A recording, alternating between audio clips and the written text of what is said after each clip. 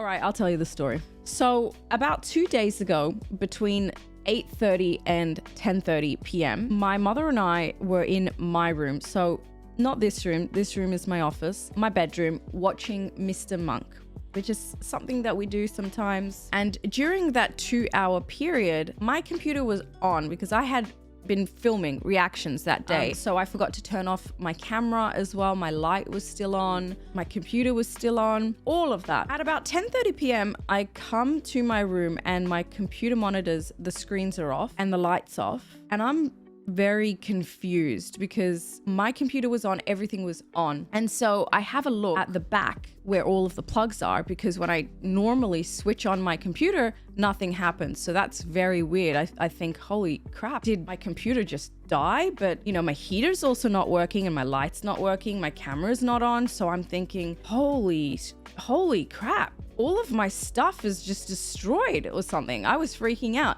So I go around to the back and I have a look, and the main switch has been turned off.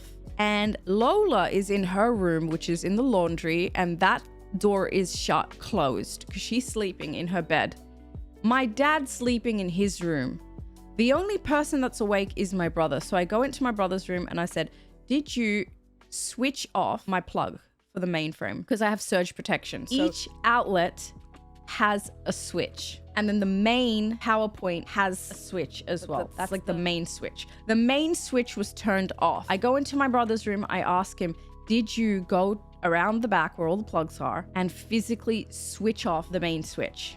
Which subsequently turned off everything. My heater wasn't on, my light wasn't on, my camera was turned off, all of my computer, everything was turned off. And he was like, no, why would I do that? I've been in here the whole time. And he's a big like movie watcher himself.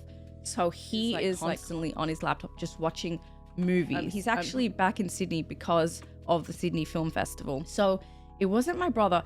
And I was just like, then who the hell was it? Not everybody in this house knows not to mess with my shit. Nobody even comes in here. Like, my family texts me. When I'm in this room, my family texts me. They do not mess with my shit. They do not come into this room. And I'm thinking, there's a ghost in this house. I'm currently reading a book about ghosts as well. So it's got me freaked the hell out. And I'm really just thinking a ghost is messing with me. But which ghost and why? Oh, it freaked me out. It really freaked me out. If you believe in ghosts, which I do, by the way, I believe in ghosts, particularly because Lola's always freaking out and she's constantly traumatized, like she's seen something. When you grew up with cats, you just believe in ghosts. I reckon that if you've seen your cat just freak out constantly, just like stare into the distance, and it's like the distance is a wall, you know something's up. There was no storm, there was no power outage, and even if there were a power outage that went on that I wasn't aware of, the lights in this room, they were still working, and that doesn't explain why the switch was switched off. You have to be a human being or a spirit to know how to do that, right? 52% of you don't believe in ghosts. Of you, 48% do believe in ghosts. I personally think it was ghosts. Okay, a faulty circuit breaker is not only annoying, but it could be a sign of a bigger problem. The most likely reasons of this problem are an overloaded circuit, overheated appliance, electrical short, or ground fault issue. We're in winter.